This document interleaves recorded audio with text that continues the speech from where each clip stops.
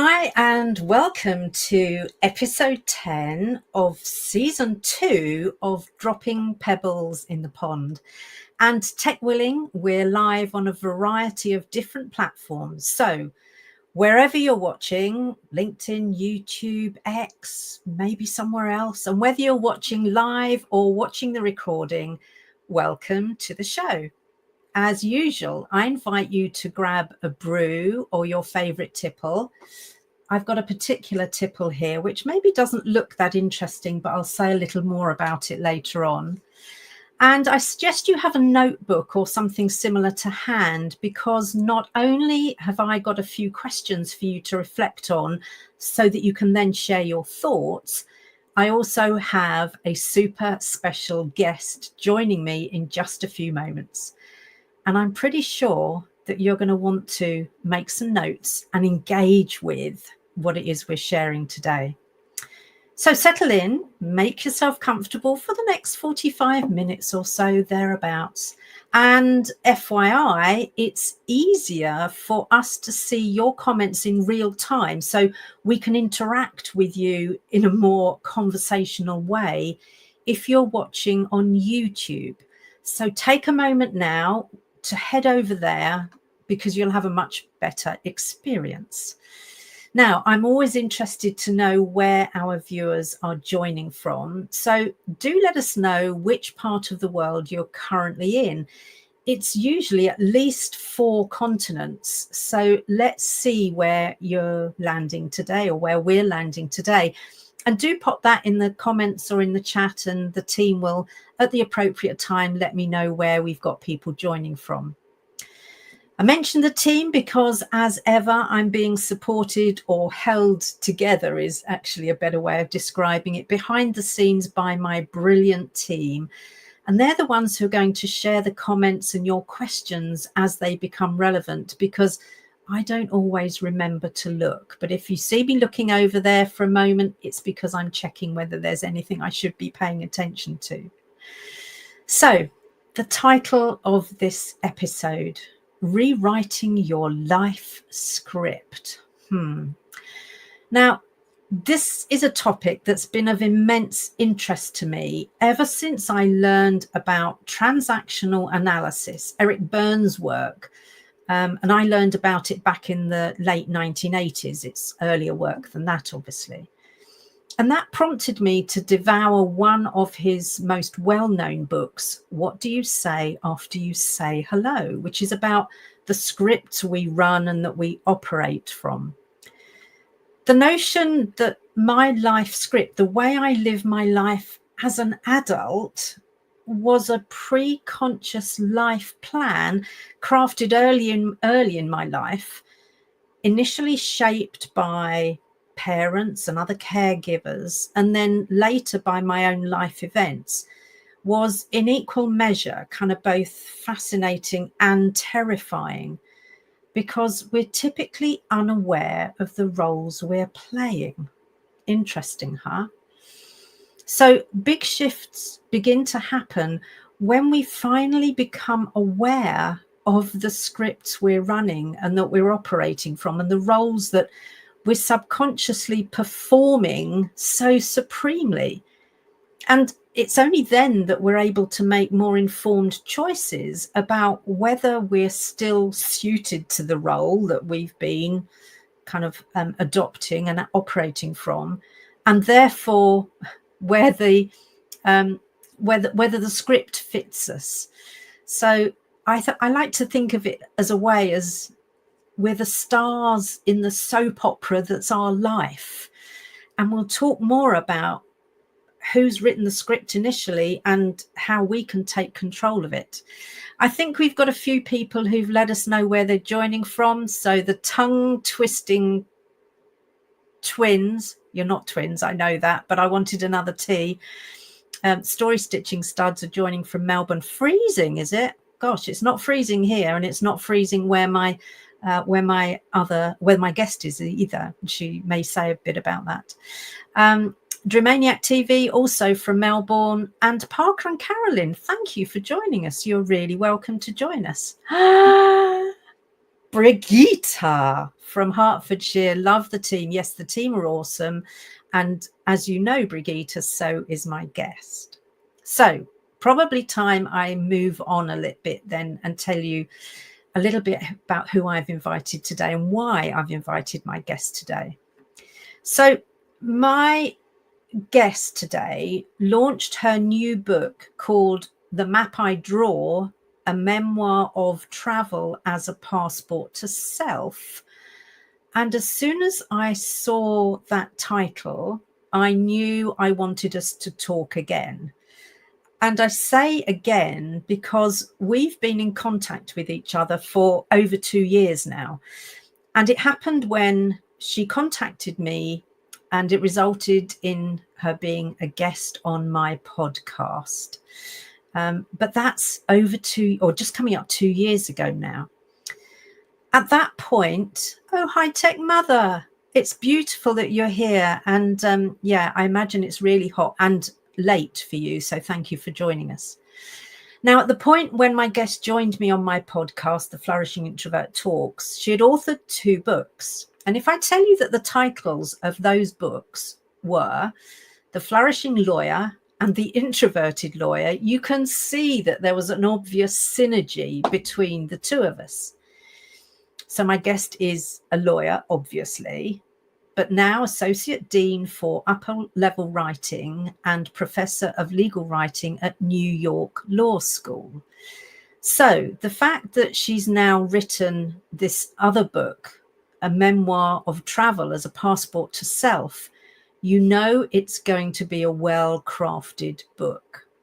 So it's such a pleasure to welcome her, and I'm excited for our conversation, as I know how much value she's going to add to the subscribers of Dropping Pebbles in the Pond. So without further ado, please help me to welcome to the stage Professor Heidi Brown. So Heidi, I've given a brief introduction, but I'd love for you to share just a little more about you before I dive into our big questions. So tell us a little bit about you, if you would. Thank you. I'm so excited to be here. So yes, I am a law professor. I am a New Yorker, so it's very hot in New York right now. Hopefully my air conditioning won't make all kinds of noise. I am a writer, as you mentioned. I'm an author of 3 books about well-being for law students and lawyers, including The Introverted Lawyer, The Flourishing Lawyer, and one more called Untangling Fear in Lawyering. I have written this brand new travel memoir, which you mentioned. I am a boxer. I take boxing lessons. I'm a huge fan of Irish rock band U2, which you might hear a little bit about that in some of my stories. An avid solo traveler and a very, very, very proud introvert. So thank you for having me. Oh, you're so welcome. And it's obviously that introverted connection that got us talking in the first place. But now this topic is just kind of opening up all sorts of possibilities. So I'd like to start by asking you whether there was a moment, a pivotal moment, that you realized that the life you were living kind of didn't feel like yours. And if there was a pivotal moment, kind of how that felt, if you can recall that. So throughout my 20s and 30s, I never really felt like I was living an authentic life, but I was doing the things I was, quote, supposed to do. You know, I went to law school right after college. I got married right out of law school. I had a prestigious job in a law firm, but I was just doing everything that everyone else was telling me to do. So I'll flash forward. I had a relationship my entire 20s. It ended when I turned 30. I moved from Virginia to New York and I started over. And then I entered this other 8-year relationship, which also ended in my early 40s. So the scene that really makes me feel the most like I realized I needed to reject the old scripts and write a new one. I was 43 years old. I had flown down to the state of Florida where my family was living to visit my parents.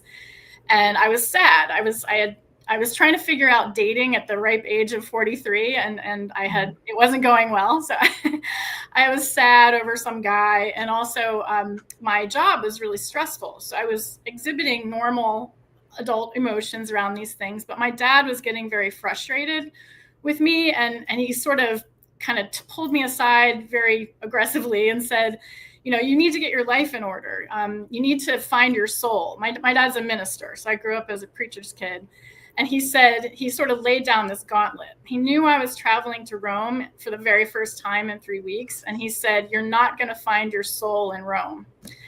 And so basically I had to go find my soul doing other things. And I just felt like finally I thought, no, I am going to go to Rome. I am going to find my soul. And that trip is what set me on this incredible new trajectory where after that, I've written all my books, my 3 well-being trilogy books, and this new book and a legal writing textbook on top of that. And so it was that moment that I really realized I need to reject what everyone has been teaching me my entire adult life for 43 years, my entire life for 43 years, and finally start writing my own script. Oh, music to my ears. And I'm going to recommend that everyone buy your book because it's compelling reading. And of course, it's crafted beautifully because you're a writer, because you're an author. But I had that sense, actually, that I'm reading a beautifully written, beautifully crafted novel that actually, evokes all sorts of feelings. And I had to keep reminding myself that this is your true story. But it's not written in a kind of a dull way that most people's memoirs are. Yours is just beautifully written.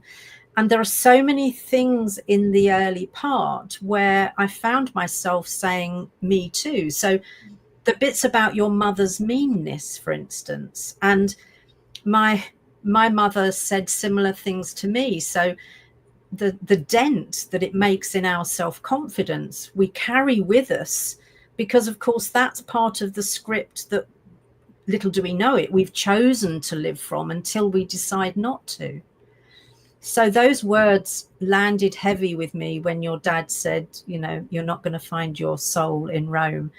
And there was a bit of me going, yes, you are. Let's go find it.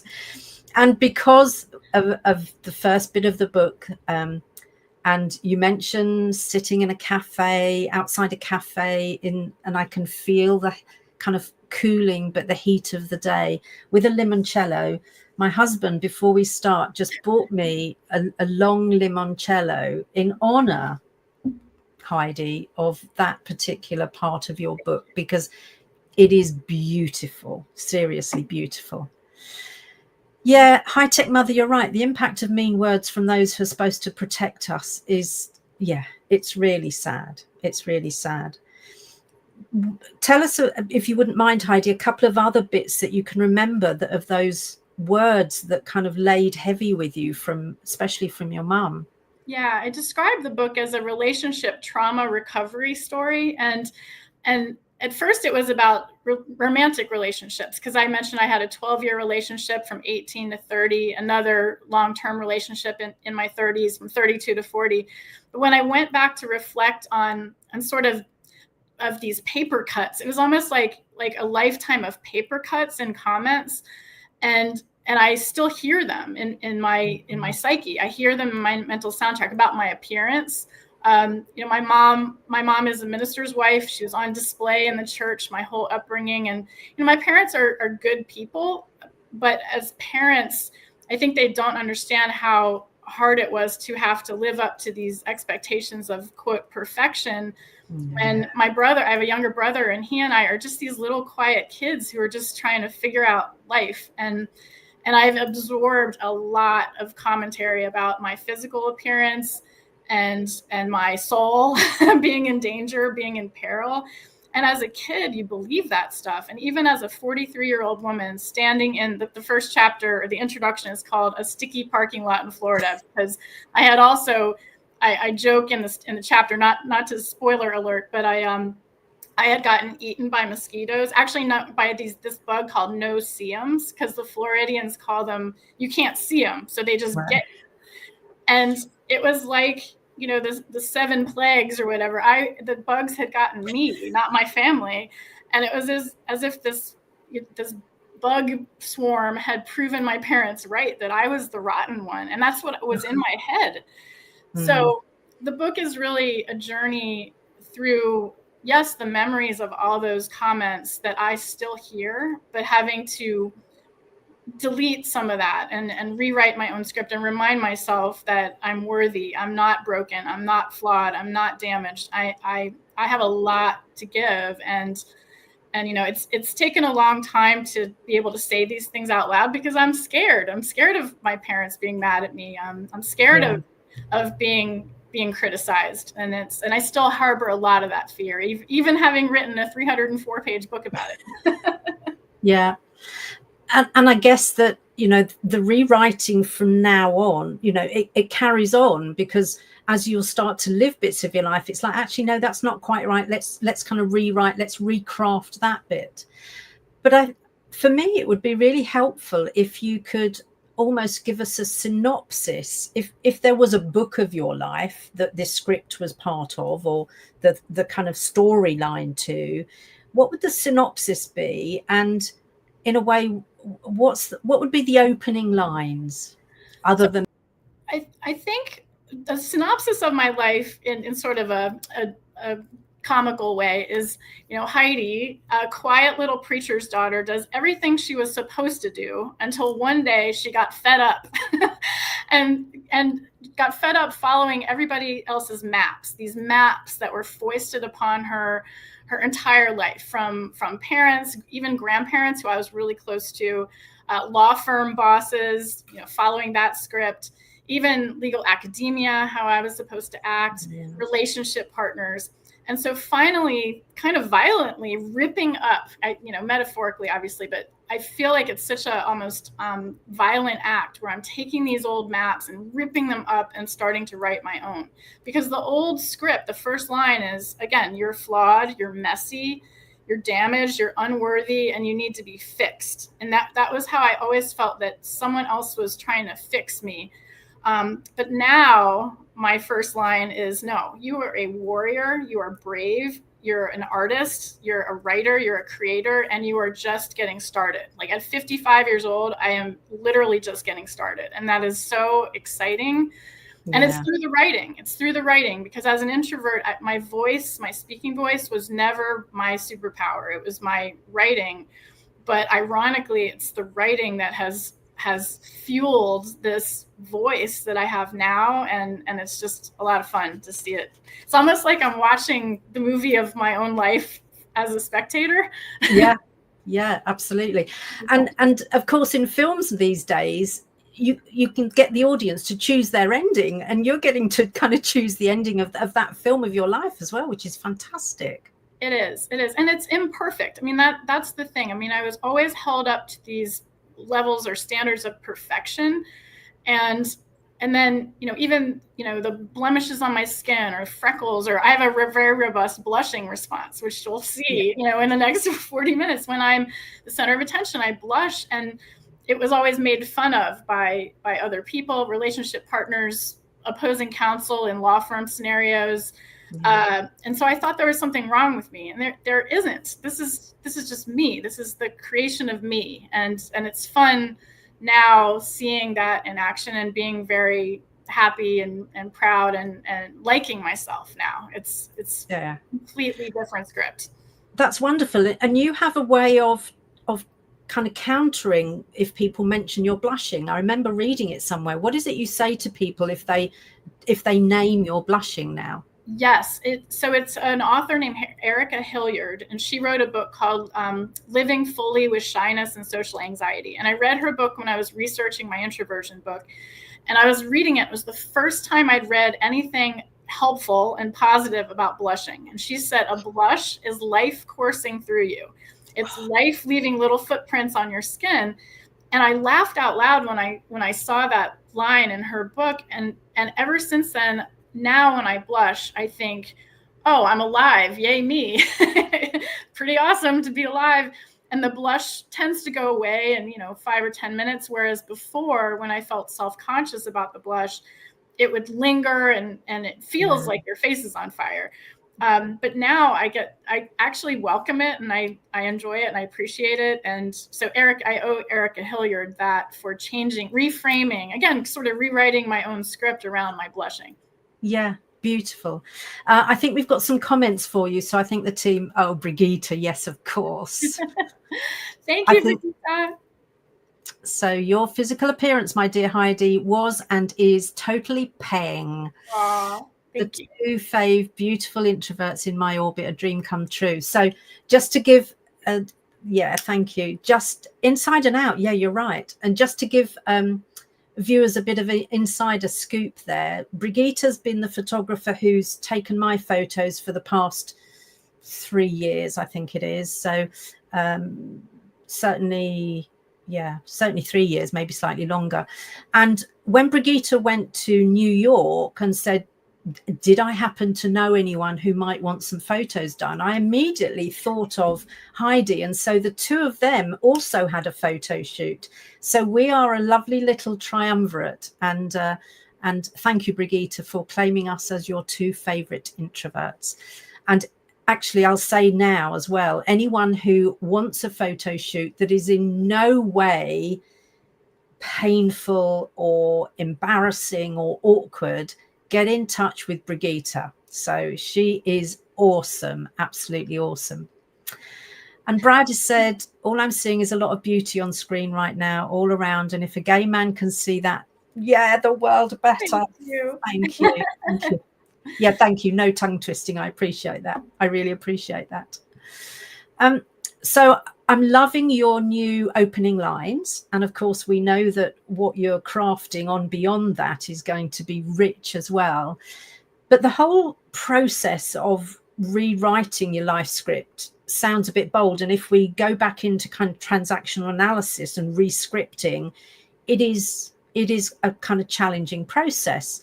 But in reality, what did that process look like for you? How did it work for you, Heidi? It's definitely not an overnight thing. Like it sounds bold to rip up maps and now I'm amazing, but it was not like that. So it started with the writing. I was back in that, when I was 43, it was 2013. I was teaching law, and I saw a problem. I saw that legal education in the United States is very extrovert biased, and it favors the students who have their hands in the air all the time, or who are natural arguers, or want to try out for all the competition teams. But as a legal writing professor, I noticed that my top legal writing students were my quietest students. They were the introverts, and they were also the students that were the most afraid. They would confide in me, I'm afraid to do all those performance activities. So I decided to write The Introverted Lawyer, and also to figure out myself, because I couldn't really be a great teacher in that realm if I hadn't figured out my own issues. So I did. The book came out in 2017, a couple years later. And ironically, the introverted girl with the blushing issue was suddenly thrust upon the national and international public speaking stage. So I was getting all these requests to do talks about the power of introversion and lawyering.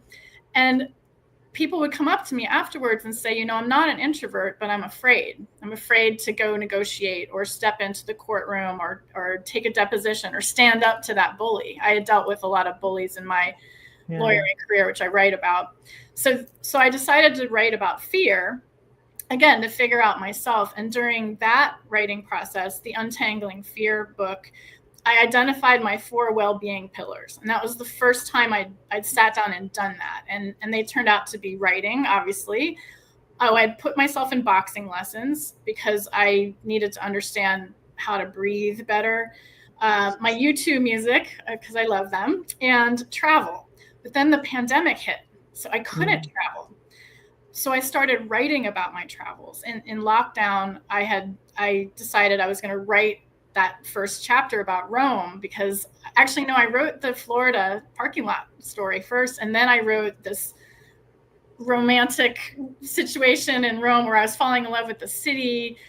And as soon as I was able to travel again, I bought a one-way ticket to Croatia. I packed 2 suitcases full of research books, and I wrote my Flourishing Lawyer book, where again, still I was like rewriting how I wanted to be as a law professor and trying to come up with this new philosophy of teaching law students and lawyers to treat themselves like athletes or performers. But every time that book was off with the publisher, they were reviewing versions of the manuscript, I kept writing my travel stories. And so over the last 5 years, really, all of those travel stories formed this new book, The Map I Draw. and it begins and ends in Rome. And what I realized and learned in the process of writing that book is that in each trip that I've taken, some with other people, but mostly solo, I've done something scary and I didn't die. and there were the universe sort of sent me helpers along the way. But I built this through all those trips, which span 13, 14 years, but also through the process of writing the book, I developed this track record of trust. I could trust myself. I knew, I was going to do something scary. Yes, I was going to make mistakes. Yes, it was going to be unpretty and imperfect and messy and sloppy and absolutely incredibly fun and wild and adventurous and beautiful. So that's how the book ended up coming to fruition. And then I couldn't get anyone to take the book seriously. So I thought, I'm not putting this book in a drawer. This book needs to exist. It is very vulnerable. I mean, the stuff with my family and the relationship partners, but I can't put this book in a drawer.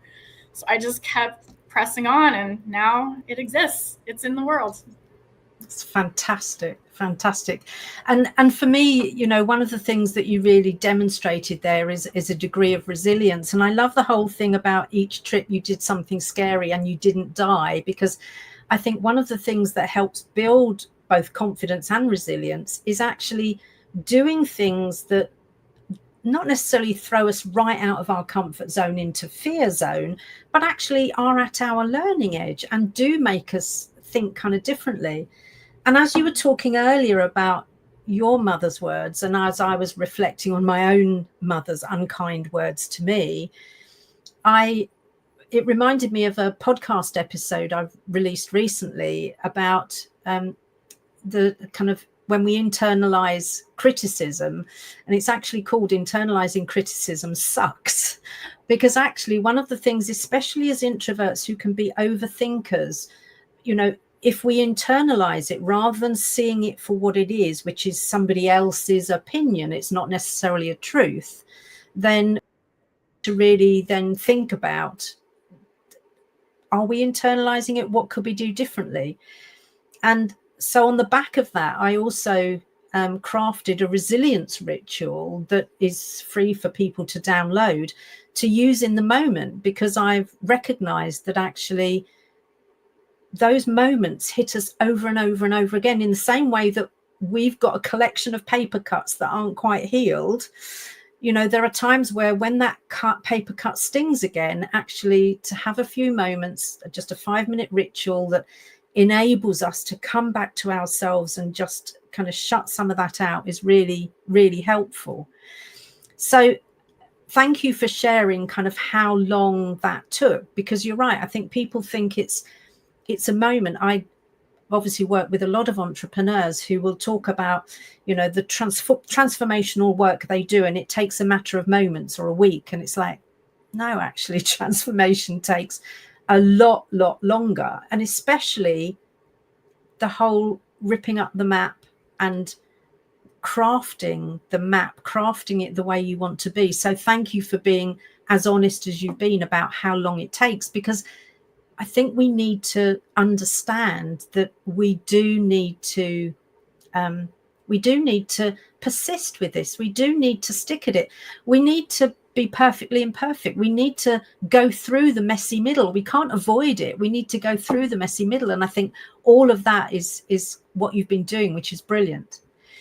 I understand we've got quite a few people watching in from LinkedIn. So thank you very much for joining us. And if we can't get your comments and get kind of conversational with you right now, we will come back and answer your comments. So thank you for being there with us.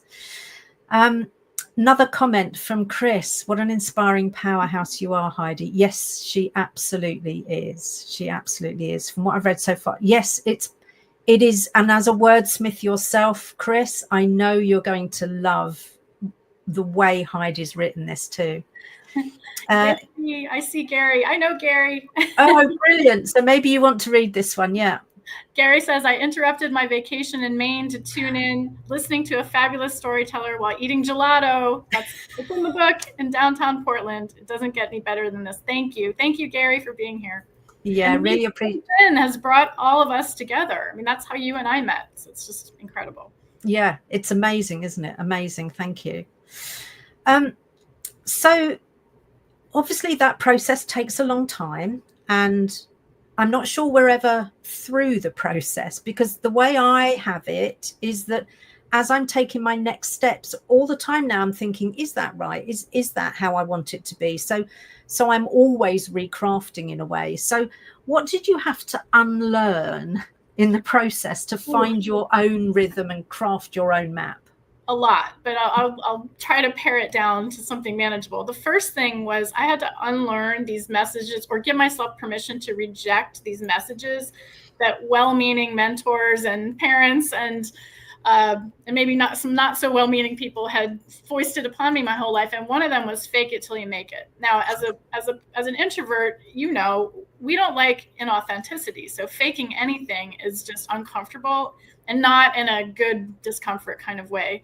No. And also I blush, so I can't fake it. So, in an intense situation when I was a practicing lawyer, I blushed. They knew I was faking it. So fake it till you make it just didn't work for me. I had to just go all in with embracing authenticity, even if that meant I was oversharing in my writing, being blushy every time I got mad about something. So that was the first thing I had to unlearn, or give myself permission to reject. The second thing is so fundamental, but it's breathing. So I put myself in boxing lessons. I think I was 46 when I stepped into the boxing gym for the first time. And I was nervous, but 3 lessons in, and I was training one-on-one with a real boxer, I had to relearn how to breathe, because when I feel anxious or afraid, I either hold my breath entirely, so there's no air, or I hyperventilate. And putting myself in a really rigorous activity like boxing lessons, first of all, is very empowering, especially because the gear is so cool. The wraps, the gloves, the headgear, the mouth guard, everything. It's just cool. But I had to learn a whole new way of inhaling and exhaling, and no other activity had ever taught me that I am actually in control of my breathing. I can breathe. I know how to breathe. And in the book, there's some chapters where I do some things where I feel like I can't breathe, or I feel like I'm suffocating, but then I remember, no, wait, I do know how to breathe. And actually during, I think it was the past couple of years, I discovered a French Netflix show called The Furies, and the lead character, she's the Fury. I won't tell you what it's about if you want to watch it, but she had a mantra that she taught her protege: respirer et choisir, breathe and choose. Yeah. Love it. So then also just the relearning, I set up, kind of going to your point about how nothing is an overnight light switch, quick fix, or instantaneous. I had to commit to practices. And one of them is morning pages by, Julia Cameron, the author of The Artist's Way, a book about re-tapping into your creativity, recommends morning pages, hunkering down every morning, writing 3 longhand pages of journaling. And I joke with people I tell about this practice about, you can buy the tiniest journal if you want. You just got 3 pages, not 2, not 4, but exactly 3. And just showing up at that page every day for the many, many years I've been doing that, it's all my book ideas have come out of my morning pages. And also taking myself seriously as a writer, I had to sort of unlearn the negative feedback I'd gotten from really poor law firm bosses who were just terrible at giving constructive feedback. And as a writing teacher now, I have had to reframe how to give feedback that's not always nice, but or not always positive, but it's dealt with in kindness, is delivered in kindness. But with treating myself like a writer myself, I kind of took this from Bono, from U2. In one of the shows I went to, he talks about his mother, Iris, who passed away when he was 14. And he said, she left me, but she left me an artist. And if I ever meet Bono, I've come close, but I haven't met him, I want to tell him he made me an artist, because I feel like his music, their music, the band's music, gave me permission to identify as a writer over my quote fancier titles of lawyer or law professor. And so just like unlearning the labels that everyone wanted me to brag about or be proud of, and learning that I'm most proud of myself when I'm identifying as a writer, because that is what I'm meant to do. And that has been my voice as an introvert. Oh, yay, someone's manifesting Bono and me having coffee together. Good. Chapter 5 is about Dublin. The way some of the team are connected, I wouldn't rule it out, Heidi. I wouldn't rule it out, which is amazing. Yeah, and I think so many people, and again, I talked about this recently, that so many more people are cottoning on to the fact that many of us have unlearning to do before we can relearn. So I think it's also about recognizing the power of that process of unlearning and not kind of shortcutting that in a way. So that's brilliant. Looking at the time and just thinking about if you could add one line to your current life script, something consciously chosen and wholly owned by you, yes, what would that be? What would that one line be? So I'm going to read to you my one line, okay? And this is somewhere in the book, so it's not spoiling. Rain misting my hair and cheeks, I thought, people are like cities. I don't want to be perfect like Capri or Positano. I don't want to be fancy like Como or sophisticated like Milan. I want to be grit and diesel and edge and she-wolf like Rome. So that's my one line.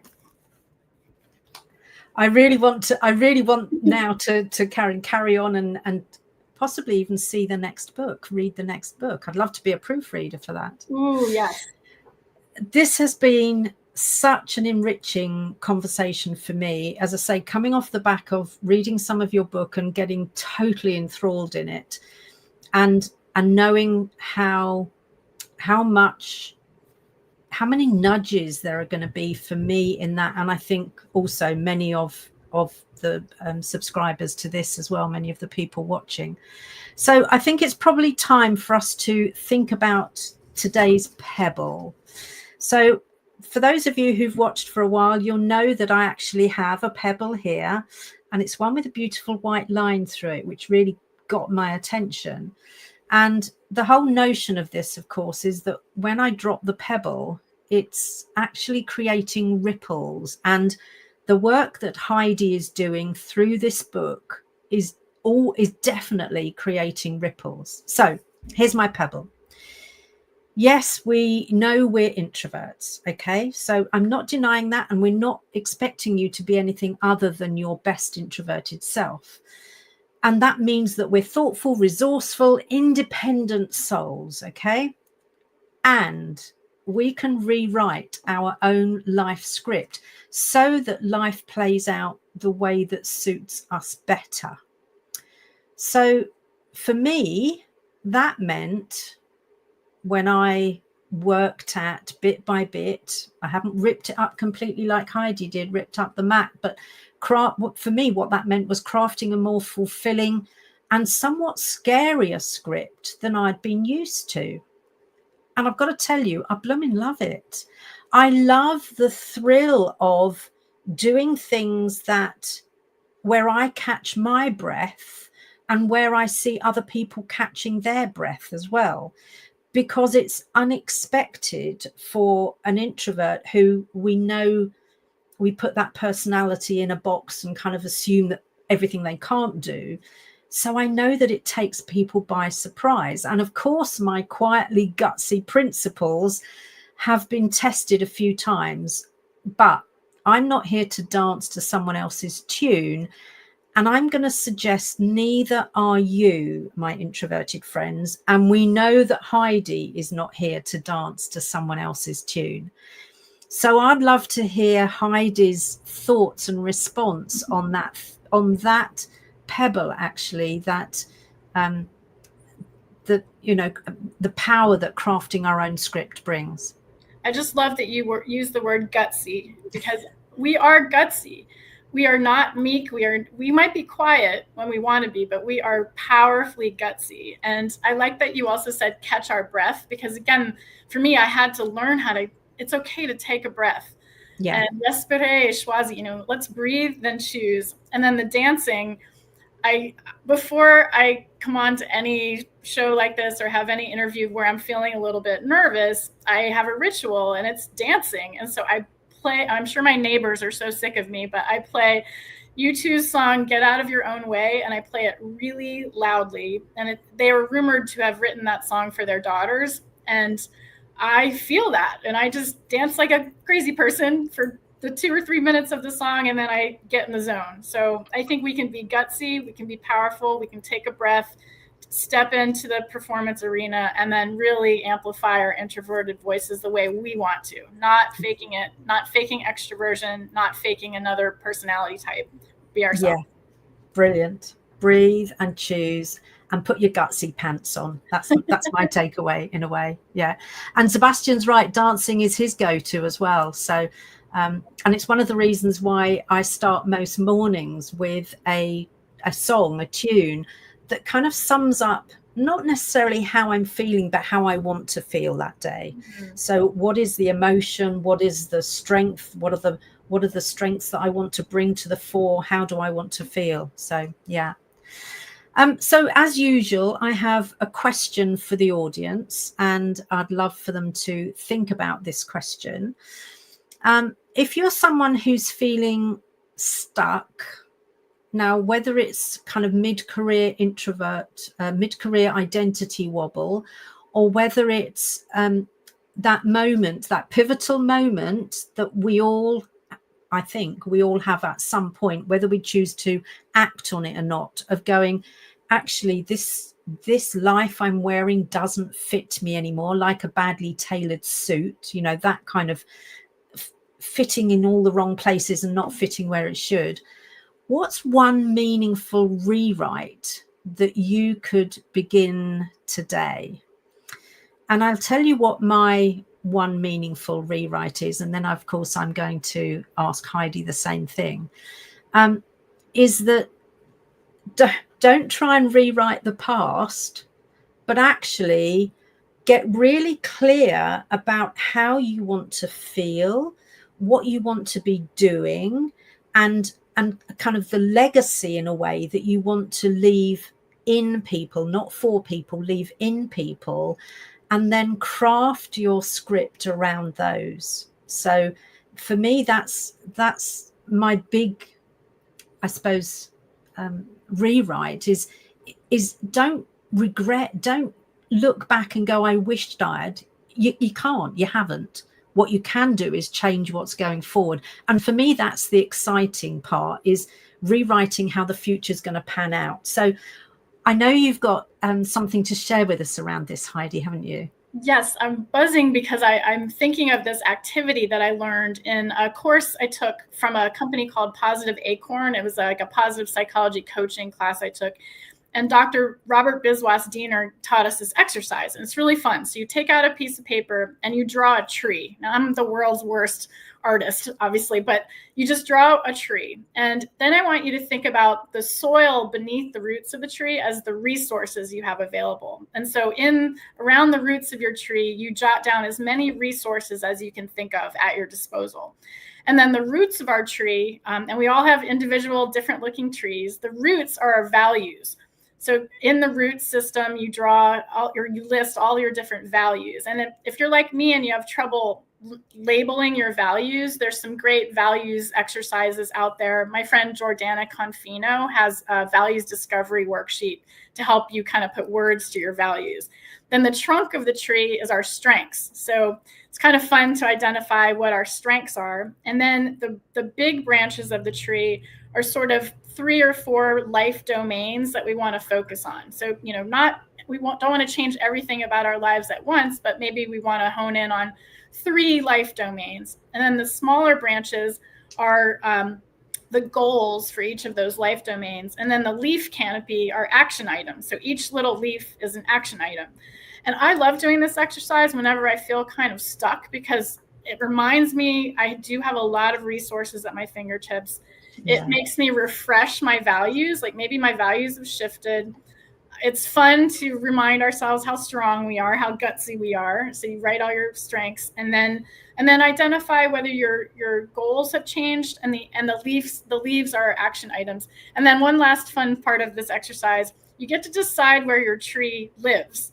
So are you an introverted palm tree on a desert island, or are you a tree in a forest with a bunch of other trees? Are you a holiday tree? Are you, a New York tree where you can't see the next tree for another block, but there's still other trees around? So it's just a really fun, I think, empowering exercise, but provides a lot of clarity about resources, values, strengths, goals, and action steps. I absolutely love that. And one of the things I really love about it is how it is connected as part of the same thing, because often we do bits of that exercise, but they're disconnected. They don't seem to relate to each other somehow. But once we see that actually we need all of those things in order to be the fully flourishing tree, then we're kind of onto it, really, aren't we? Which is amazing. And when you talked about where would you be, I immediately had, my tree would be in a small wood. So there would be other trees around, because one of the things I love about trees is that they do communicate with each other. We now know that, for instance, if one tree is lacking water, others will pass water to it through their kind of root systems and through the kind of connections that they have. So I don't want to be a single palm tree on a desert island, even though I'm an introvert. I want to be a tree in a small wood surrounded by other trees that give me space, but also connect with me. I love that. And if anyone wants the instructions of the exercise, I wrote a little article about it. I just remembered on Medium, on the platform Medium. It's called What Tree Would You Be? Nice. So instructions are there if people want to do the exercise on their own. That's fabulous. Thank you. And obviously, I was just going to say that I know the audience are going to want to find out how they can see your book, get hold of it, but also just follow some of your work. And so sounds like Medium is one of the places they can go, but tell us more, please. Okay, yes, I'd love to share my book with all the listeners and watchers here today. As an independent author for this particular book, your support really is helpful. So I have a website, it's HeidiKristenBrown.com, but the book is available on Bookshop, BarnesandNoble.com, and Amazon. And if anyone online today is a bookstore owner, bookstores can get it from Ingram Spark, which is the go-to place for bookstores. I do write about solo travel or in travel in general on a Substack called Heidiography. Actually, the website is Kristen with an I-N, not E-N. It's Kristin. Let's see. Yes, I write about travel on Substack, Heidiography. I love LinkedIn. So I'm Heidi Kristen Brown. There we go. Heidi Kristen Brown on LinkedIn. On LinkedIn, sometimes you have to find me through the Introverted Lawyer. So if there are a lot of Heidi Browns popping up, throw my middle name in there and then also put the Introverted Lawyer. But those are the main places to find my work, my website, LinkedIn. I do teach at New York Law School, so if anyone's in New York and wants to grab a cup of coffee, please reach out, and I would love to connect with everybody. If you do read the book and you want to send me your book selfie, the book selfies make me happy, or shoot me an email, let me know if a particular chapter resonated with you, or you want to learn more and be empowered to do your own traveling. Brilliant. And I think we've got some comments, so let's before we close, let's see what those comments are. Go on then, Sebastian. He has to mention his CTCR mantra, so go for it. Clarity is a good start. Hard to get here sometimes, yeah. Aww. I'm a tree called Pipal. It serves humanity and the earth so well. Is that a type of tree, Sebastian? So Brigitte's saying thank you, inspiring women to spark us. Yes. Thank you. And Heidi is so inspirational. So yeah, amazing. As are you. Bless you. Thank you. I want to know more about that. So clarity, truth, courage, resilience. Yeah, absolutely. But is Pipal a type of tree? Is it a genus of tree, Sebastian? I've not heard of that. Is it an Australian tree? Maybe an Asian tree. Okay. I'm going to go and look it up after this. So that brings us to the close of today's show. And Heidi and I, as you've witnessed, as we've been going through here, has explored how the script you've lived your life thus far need not be the script for the remainder of your life. You've got the pen, you're the author, you're the producer and the editor. So it is all within your gift. Now, maybe you need to be brave to take that step. But I think the important thing is to remember that don't feel you can't. Don't be disempowered and thinking you're at the whim of whatever script you've been given. It's yours to take back and decide what you're going to do with it. And as much, I suppose, that I explore, yes, can we oh, Parker, thank you. Michelle Anthony, Desi is here. Is that another one of your contacts, Heidi? I'm not sure, but hi, Michelle, and thank you. Thank you. Delving into this book. It's a beautiful book. So much of what I explore in this show is about the choices we make. So the breathe choice, say it again in French for us because it's so beautiful. Respirer et choisir. Respirer et French teacher. Beautiful. Respirer et choisir. Nice. Because it really is all about the choices we make and the narrative we live by. And of course, we're all work in progress. So the script that I craft now, I'm going to keep editing and I'm going to keep rewriting it until actually there is no more to write. So long may our flourishing journeys continue. Heidi, is there a last word from you before we close out? I'm just very grateful to be here and so excited to connect with all of you more in the future. So I'm thankful. My heart is full today. Me too. Thank you so much. And for those of you who've joined us, as I say, if you've put comments in LinkedIn and they haven't come up here, what we will do is get back and pick up on those comments and respond to you. So thank you for being here with us. And what an amazing show and what an amazing guest. Thank you.